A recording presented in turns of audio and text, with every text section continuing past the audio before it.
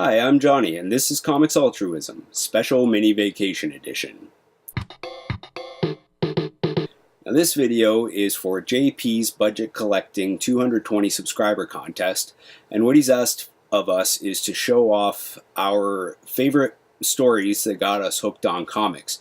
And instead of showing you more of that early childhood stuff that I've been showing off in a lot of these videos, I've chosen to show off what got me back into comics, because I dropped off for a long time, and when I got back into collecting, it was mostly retroactive stuff that I was missing from my collection from way back when. And then I finally made the plunge and started checking out new comics and realized just how much I had been missing and how much the industry had advanced in its storytelling and its creativity and so on. So the first one I have to show you is this one. Most of you are probably familiar with it, but it's Marguerite Bennett's imagining of what would happen if animals were able to communicate with the humans around them, and the potentially disastrous consequences of that sudden evolutionary shift. It's still ongoing, so I strongly suggest that you check this one out in trades if you haven't yet. It's well worth the read.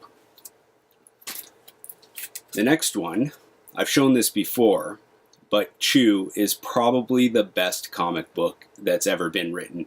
A short 60-issue series, I mean, if you consider that short, but it was definitely succinct, and it remained consistently entertaining throughout.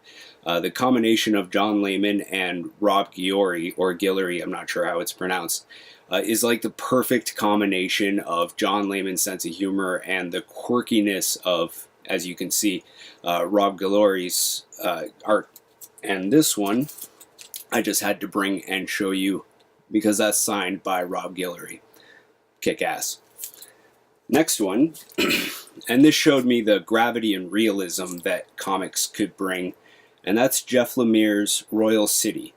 And he seems to know exactly how to capture middle-aged mediocrity, even though he's far from mediocre. I feel he might deep down feel that there's a sense of mediocrity because of the meaninglessness of life and all that. I'm not going to go into the story behind it, but Jeff Lemire is amazing. He did the art and the writing in this, and that's his signature there, but there's a backstory there that I'm not going to go into. Next one, can't go wrong with some time travel in the 1980s. This is Brian K. Vaughan's Paper Girls, with art by Cliff Chang. Again, not going to go into the story, but you have to check it out.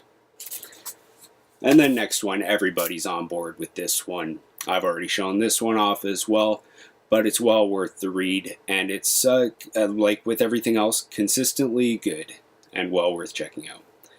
Alright, so there you go, JP. Thanks for a great contest, and keep up the good work. Bye.